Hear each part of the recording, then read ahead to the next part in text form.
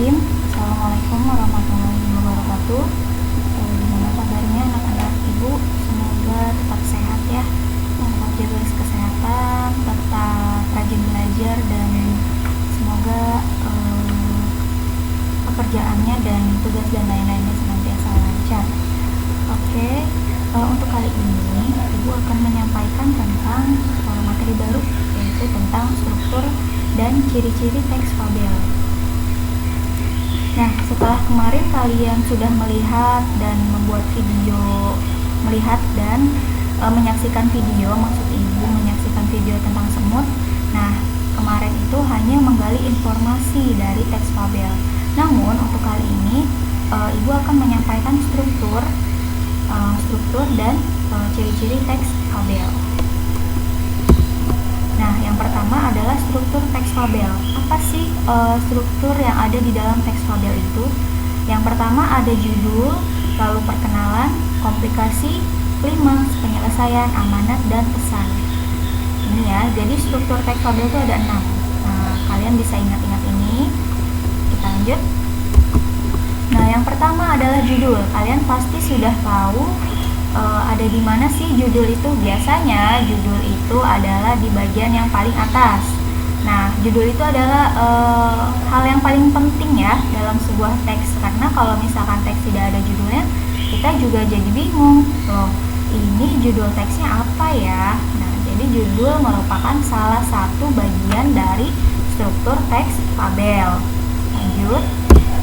Nah, kemudian ada yang namanya perkenalan. Nah, perkenalan di sini adalah memperkenalkan siapa para pelaku, apa yang dialami pelaku, dan di mana peristiwanya. Nah, karena ini teks fabel, berarti para pelakunya, yang dialami pelaku, dan di mana peristiwa berarti berupa pelakunya adalah hewan.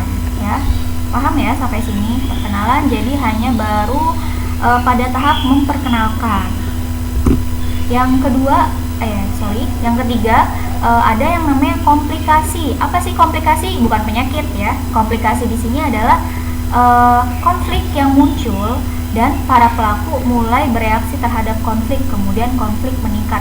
Nah, jadi komplikasi ini maksudnya adalah titik awal untuk menuju konflik gitu. Jadi kalau misalkan kamu marah nih sama teman kamu, nah sebelum kamu marah itu ada yang namanya komplikasi, ada pemicu konfliknya. Nah, itu yang dinamakan dengan komplikasi. Nah, setelah komplikasi itu ada yang namanya klimaks.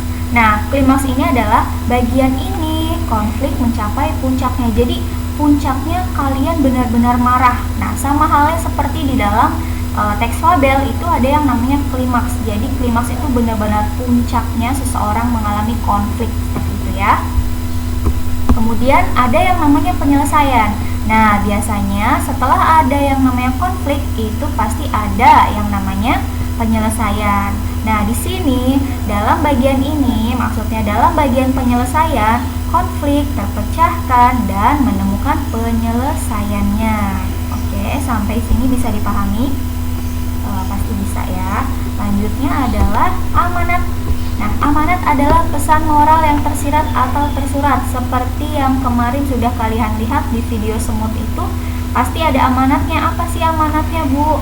Nah, hampir jawaban dari kalian semua itu betul ya. Amanatnya kita memang harus saling menolong, meskipun orang tersebut pernah benci sama kita atau pernah tidak membantu kita, tapi kita harus tetap menolong bagaimanapun kondisi kita atau bagaimanapun kondisi orang tersebut. Nah, pesannya ada yang namanya tersirat dan tersurat. Bedanya apa sih, Bu?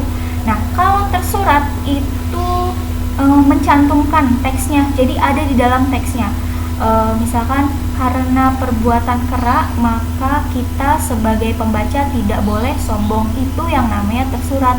Nah, kalau yang namanya tersirat itu adalah amanat yang bisa kita simpulkan sendiri, tidak ada di dalam teks. Itu ya perbedaan dari tersirat dan juga tersurat. Lanjut. Nah, selanjutnya ini ya, jadi struktur teks fabel itu tadi diulang lagi.